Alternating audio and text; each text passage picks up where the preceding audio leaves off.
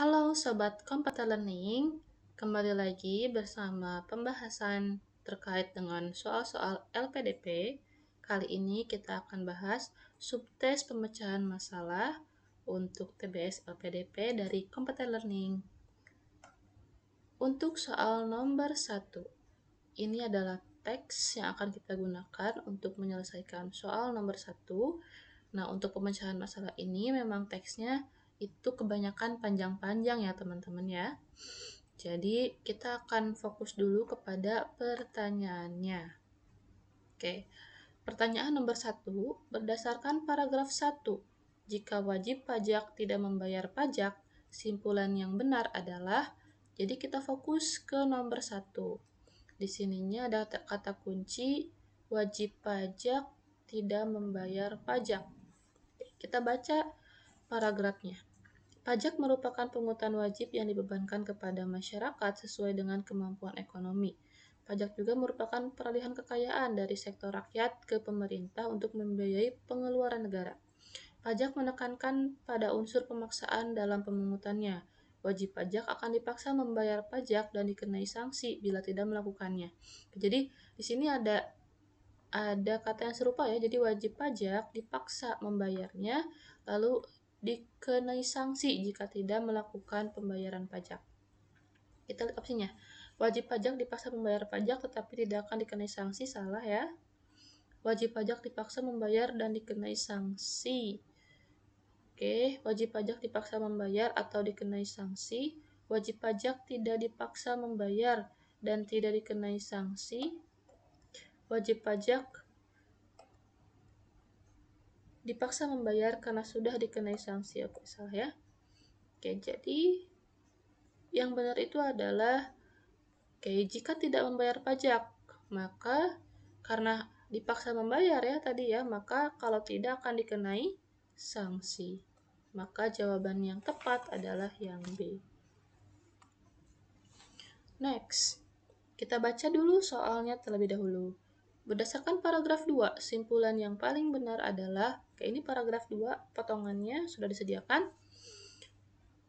Yang paling benar, berarti kita coba pahami dulu seluruh isi dari paragraf 2. Pengenaan sanksi perpajakan diberlakukan untuk menciptakan kepatuhan wajib pajak dalam melaksanakan perpajakan. Jadi ini adalah kata kunci kepatuhan. Pemberian sanksi yang memberatkan wajib pajak bertujuan memberikan efek jera. Kita kait sanksi ya, sanksi itu efek jera, sehingga tercipta kepatuhan pajak. Namun pengetahuan wajib pajak akan sanksi pajak masih sangat minim sehingga pemerintah perlu berperan aktif untuk mensosialisasikan dengan baik mengenai peraturan dan sanksi dalam perpajakan serta mempertegas sanksi dalam perpajakan. Apabila pemerintah memberikan pemahaman mengenai peraturan dalam perpajakan dan dapat menerapkan sanksi yang lebih tegas bagi wajib pajak yang tidak mematuhi peraturan, wajib pajak akan lebih taat membayar pajak sehingga penerimaan pajak dapat lebih maksimal setiap tahunnya. Oke, yang benar ya. A. Wajib pajak tidak mematuhi kewajiban membayar pajak karena masalah ekonomi, nggak ada diceritakan. Wajib pajak tidak mematuhi kewajiban membayar pajak karena pemerintah telah mengabaikan mereka. Ini juga salah. Wajib pajak tidak mematuhi kewajiban membayar pajak karena kekurangtahuannya tentang sanksi. Oke, ini kita simpan dulu. Wajib pajak tidak mematuhi kewajiban membayar pajak karena mereka mengabaikan imbauan. Tadi kan bukan mengabaikan ya, tapi kurang imbauan. Ini juga salah. Wajib pajak tidak mematuhi kewajiban karena merasa keberatan. Ini tidak diceritakan.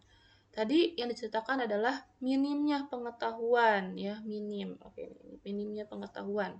Maka jawaban yang benar adalah yang C. Next, nomor 3. Berdasarkan grafik, simpulan yang tepat adalah, ini grafiknya ya, grafik itu terkait dengan penerimaan ya, penerimaan pajak di tahun 2017 sampai 2019. Yang putih itu adalah target, yang hitam adalah realisasi ya. Oke. Yang A, realisasi penerimaan pajak selalu lebih tinggi.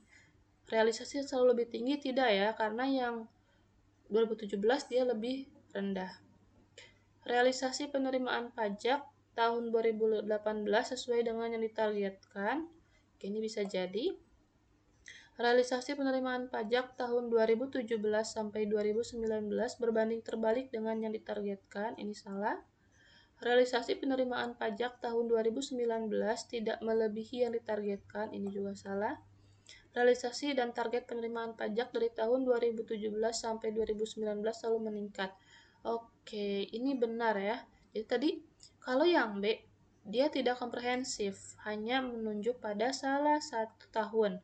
Kalau misalnya ada dua jawaban benar dan yang satu lebih komprehensif atau lebih menyeluruh, maka pilihlah yang lebih menyeluruh. Di sini realisasinya katanya selalu meningkat, betul ya. Berarti yang kita realisasi bandingkannya antara hitam dengan hitam. Dan targetnya pun meningkat. Oke, di sini juga targetnya meningkat ya. Berarti jawabannya yang E. Oke, ini teks untuk nomor 4. Berdasarkan paragraf 1, apa yang mungkin terjadi pada tahun 2019? Oke, ini paragraf satunya kita coba pahami terlebih dahulu. Kasus penyalahgunaan narkoba di Indonesia meningkat setiap tahunnya. Berdasarkan data BNN, di tahun 2015, kenaikan persentase penggunaan narkoba mencapai 40%. Ini kenaikannya 40%. Tahun 2016 tercatat bahwa kasus penyalahgunaan narkoba antara 40 sampai 50 kasus per hari. Tahun 2017 57 kasus per hari, meningkat berarti ya. Penyalahgunaan narkoba di kalangan pelajar atau mahasiswa tahun 2018 menjadi 29 juta. Ini per tahun berarti ya, per tahun.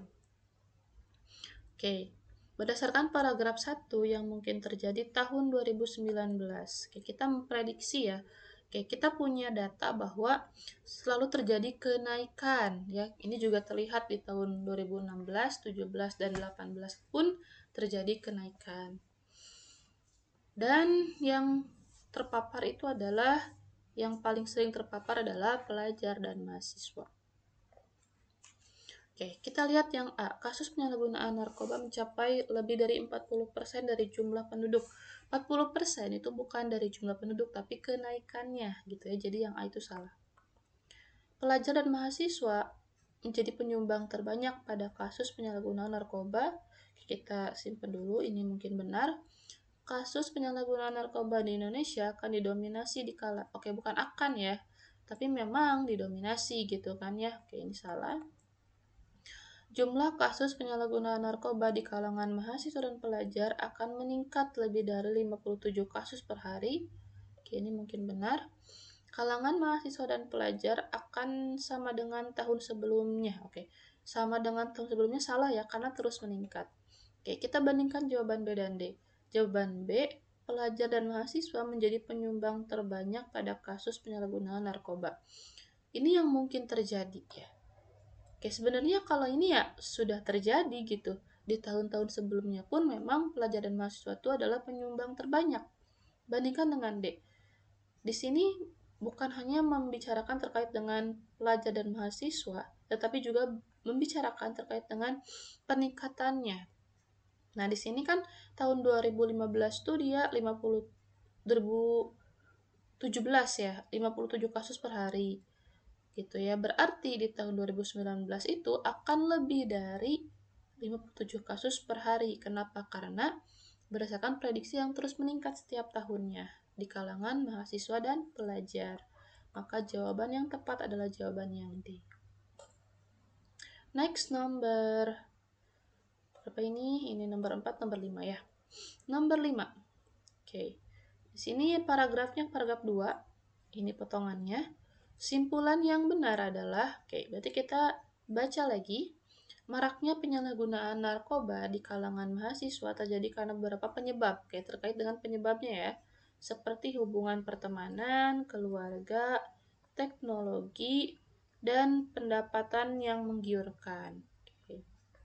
Pengaruh teman sebaya menjadi metode paling ampuh untuk urusan peredaran gelap narkoba karena seseorang begitu mudah terpengaruh oleh teman yang dianggap selevel. Oke, ada pertemanan ya.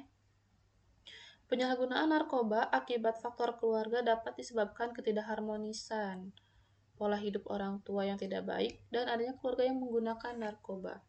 Karena perkembangan ilmu pengetahuan dan teknologi, pengaruh globalisasi dan arus transportasi yang sangat maju menyebabkan mudahnya akses narkoba sehingga pemakaiannya marak ya.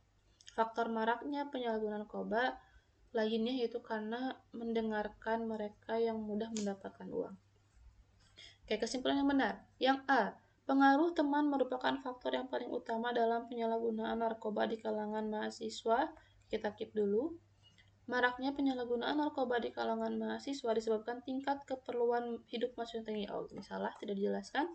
Banyak mahasiswa yang menyalahgunakan narkoba karena faktor tekanan orang tua agar cepat lulus. Salah juga. Disharmonis antara orang tua dan anak, khususnya kalangan mahasiswa, berpengaruh terhadap konsumsi mereka terhadap narkoba. Ini kita bisa simpan. Penyalahgunaan narkoba di kalangan mahasiswa disebabkan oleh mereka tidak ingin hidup miskin. Oke, salah ya. Oke, kita bandingkan jawaban A dan D. Yang A, pengaruh teman merupakan faktor yang paling utama. Oke, di sini pengaruh teman sebaya faktor yang metode yang paling ampuh ya. Ini sinonim, maknanya sama. Pengaruh teman faktor yang paling utama dengan metode yang paling ampuh. Oke. Berarti jawabannya bisa jadi yang A. Coba sekali lagi kita lihat yang D. Disharmonis antara orang tua dan anak. Di sini juga dijelaskan tadi ya. Oke, penyalahgunaan narkoba akibat faktor keluarga nih. Ketidakharmonisan hubungan orang tua dan anak. Disharmonis antara orang tua dan anak, khususnya kalangan mahasiswa, berpengaruh terhadap konsumsi akan narkoba. Oke, ini juga benar ya. Oke, kesimpulannya, kita pilih yang A. Kenapa? Karena tadi A itu adalah faktor utama ya yang bisa mempengaruhi mahasiswa dalam penyalahgunaan narkoba. Next, nomor 6. Berdasarkan grafik, pernyataan yang tepat adalah, ini grafiknya ya. Di sini grafiknya penggunaan narkoba dan penanganannya. Ini ada di sini 2,3 juta jiwa mahasiswa dan 1,5 juta pekerja. Itulah orang-orang yang terkena oleh narkoba di tahun 2018 berarti ya. Lalu di sini rehabilitas. Ini adalah rehabilitasnya di tahun 2015 sampai 2018 ya. Sampai 2019, maaf. Oke, kita baca. Penggunaan narkoba di Indonesia hanya kalangan pelajar dan bekerja yang berduit. Ini tidak dijelaskan berduit ya. Jumlah penggunaan narkoba di kalangan mahasiswa dan pelajar tidak lebih banyak daripada pengguna narkoba di kalangan pekerja. Oke, justru di sini mahasiswa itu lebih banyak justru ya. Penggunaan narkoba di Indonesia terbanyak adalah di kalangan mahasiswa. Oke, di sini bisa kita lihat mahasiswa 2,3 ya, ini bisa kita simpan dulu. Di tahun 2018 jumlah pengguna narkoba menembus angka 2,3 juta. Oke, ini betul ya, mahasiswa 2,3 juta. Tingginya angka penggunaan narkoba di kalangan mahasiswa dan pelajar di Indonesia menunjukkan adanya pola asuh yang salah, tidak dijelaskan. Oke, kita coba lihat lagi yang C. Penggunaan narkoba di Indonesia terbanyak adalah kalangan mahasiswa. Ini benar ya, karena di sini mahasiswa 2,3, pelajar 2,2 gitu ya. Jadi yang terbanyak adalah yang ini. Nah, kenapa kita pilih yang C? Karena tadi kita pilih yang komprehensif jawabannya ya. Dibandingkan yang D itu hanya merujuk kepada satu data gitu ya. Sedangkan yang C ini dia keseluruhan data, maka jawabannya yang C. Next, kita sudah pindah narasi ya. Untuk soal selanjutnya dengan beda narasi. Kita pahami dulu soalnya. Dari bacaan di atas dapat disimpulkan. Kalau dapat disimpulkan berarti kita harus baca keseluruhan, teman-teman. Masalah korupsi menjadi perbincangan hangat di masyarakat. Kita baca korupsi ya. Pada dasarnya korupsi adalah suatu pelanggaran hukum. Ini pengertiannya. Melihat data tersebut, sangat diperlukan langkah efektif untuk memberantas, kita terkait dengan memberantas korupsi. Upaya pemberantasan korupsi diperlukan kerjasama semua pihak, baik pemerintah maupun masyarakat.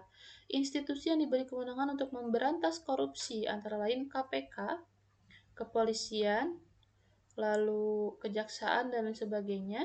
Adanya KPK merupakan salah satu langkah berani pemerintah dalam usaha pemberantasan korupsi. Dalam menangani masalah korupsi, yang harus disoroti adalah oknum pelaku dan hukum. Korupsi dilakukan oleh oknum yang tidak bertanggung jawab sehingga membawa dampak buruk pada nama instansi. Setiap badan di pemerintahan memiliki kewenangan hukum sesuai dengan perundang-undangan yang ada. Oleh karena itu, proses penindakan hukum bagi pelaku tindak korupsi tidak boleh pilih kasih karena semua warga negara memiliki derajat yang sama di mata hukum. Oke, kesimpulannya, korupsi telah menjadi budaya di Indonesia. Oke, ini sebenarnya lebih kepada pemberantasannya ya. Berarti ini salah.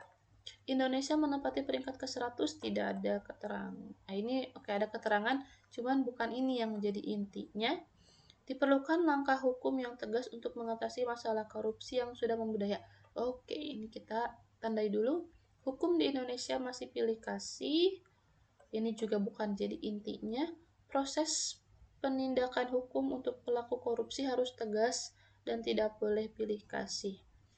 Oke, ini kita lihat yang C. Diperlukan langkah hukum yang tegas untuk mengatasi masalah korupsi yang sudah membudaya.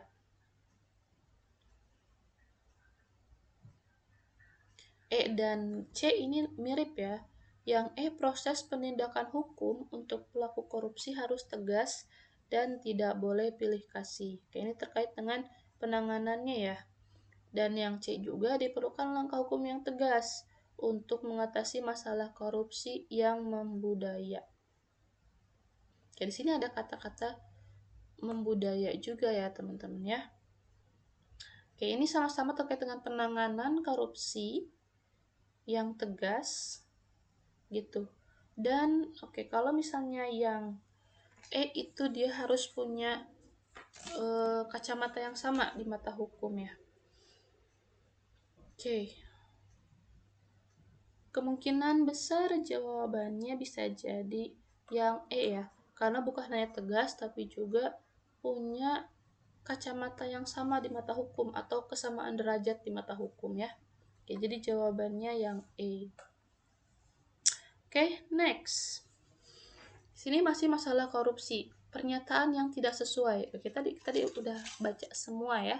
Oke, kita coba langsung simpulkan di sini. Korupsi telah menjadi budaya, ini benar. Korupsi membawa dampak buruk bagi instansi pemerintah, juga benar, tadi ada ya. Membawa dampak buruk bagi instansi dan pemerintah. Lalu, pemerintah Indonesia membentuk beberapa institusi yang diberi kewenangan memberantas korupsi, benar. KPK merupakan institusi pemberantas korupsi yang telah teruji kemampuannya. Ini belum ada dijelaskan. Semua warga memiliki derajat yang sama. Oke, benar. Nah, di sini KPK memang diceritakan ya, adanya KPK merupakan langkah berani pemerintah memberantas korupsi, tapi belum diceritakan bahwa teruji kemampuannya. Maka jawabannya adalah yang D. Langkah pemerintah membentuk KPK untuk memberantas korupsi memiliki prinsip yang sama dengan kayak di sini polisi melakukan pengalihan arus agar tidak terjadi kemacetan. Ini dia preventif ya. Sedangkan kalau korupsi itu dia setelah terjadinya baru diberantas gitu kan. Imbauan pemerintah untuk menggunakan masker ini juga preventif ya. Warga melakukan ronda di kampungnya masing-masing. Polisi menangkap pelaku pencurian, dokter memberikan obat pereda nyeri kepada pasien. Oke, ini sama dengan yang D ya. Ketika KPK memberantas korupsi, berarti sama aja kayak polisi menangkap pelaku pencurian. Oke, next. Oke, ini teks untuk nomor selanjutnya. Oke, kita baca soalnya. Berdasarkan paragraf 3, jika perekonomian tidak mengalami peningkatan, simpulan yang paling benar adalah di sini teksnya terkait dengan pariwisata ya. Untuk paragraf nomor 3, menceritakan berdasarkan keunggulan dan manfaat tersebut, pemerintah giat melakukan upaya agar kunjungan wisatawan mengalami peningkatan. Upaya tersebut terbukti berhasil karena dari tahun ke tahun jumlah wisatawan mengalami peningkatan. Hal itu terlihat dari statistik kunjungan wisatawan, khususnya wisatawan Nusantara yang setiap tahunnya meningkat. Berkat peningkatan, perekonomiannya juga meningkat, gitu ya. Oke, di sini mana yang paling benar? Jumlah kunjungan wisatawan tetap. Oke, mana yang paling benar jika perekonomiannya tidak meningkat, gitu ya. Ini sebab akibat. Kalau tidak meningkat, berarti jumlah kunjungan wisatawan tetap, tidak ada perubahan. Kita simpan dulu. Jumlah kunjungan wisatawan menurun, salah ya. Oh, bisa jadi benar juga. Bisa jadi benar. Jumlah kunjungan wisatawan menurun. Oke, kita simpan dulu. Upaya pemerintah tidak berhasil, ini juga bisa jadi. Upaya pemerintah tidak berhasil, tetapi jumlah kunjungan wisatawan meningkat, salah ya. Upaya pemerintah sudah berhasil, oke ini salah juga. Jadi kalau tidak meningkat nih perekonomiannya, berarti kan jumlah wisatawan itu tidak naik ya. Tidak naik tapi belum tentu turun. Bisa aja tetap. Berarti yang ini bisa jadi sebenarnya salah ya yang B itu karena dia belum tentu menurun, tapi bisa jadi memang tidak naik. Oke, kita bandingkan A dan C. Jumlah kunjungan wisatawan tetap atau yang C upaya pemerintah tidak berhasil. Sebenarnya ini berbanding lurus ya antara upaya pemerintah tidak berhasil dengan kunjungan wisatawan yang tidak berubah gitu. Oke, tapi kemungkinan besar jawabannya adalah yang A. Ya. Kenapa? Karena ya kita tidak bisa menyalahkan upaya pemerintah ya gitu. Jadi di sini yang menjadi faktor utamanya adalah kunjungan wisatawannya tetap sehingga perekonomiannya tidak naik seperti itu. Oke, selanjutnya nomor terakhir. Berdasarkan paragraf 2, jika tidak mampu memberikan kesempatan tumbuhnya ekonomi wilayah destinasi wisata, maka kesimpulan tepat adalah KDC tidak mampu memberikan kesempatan tumbuhnya ekonomi wisata. Oke, pengelolaan pariwisata tidak baik atau tidak berkelanjutan. Pengelolaan wisata tidak baik tetapi berkelanjutan. Oke, kalau misalnya tumbuhnya ekonomi wisata itu berarti ya tidak baik, berarti kan dan tidak berkelanjutan. Oke. Di sini berarti ini baik. Oke, berarti yang baiknya kita coret, ini salah, berkelanjutan salah, berkelanjutan salah. Oke, antara A dan C ya. Atau dan. Oke, di sini kalau atau bisa salah satu, berarti kita pilih dua-duanya. Jawabannya yang C. Oke, sahabat Kapten Learning. Demikian pembahasan untuk soal pemecahan masalah nomor 1-12. Semoga membantu kalian untuk terus bisa belajar, mempersiapkan pertarungan di TBS LPDP 2025. Sampai jumpa.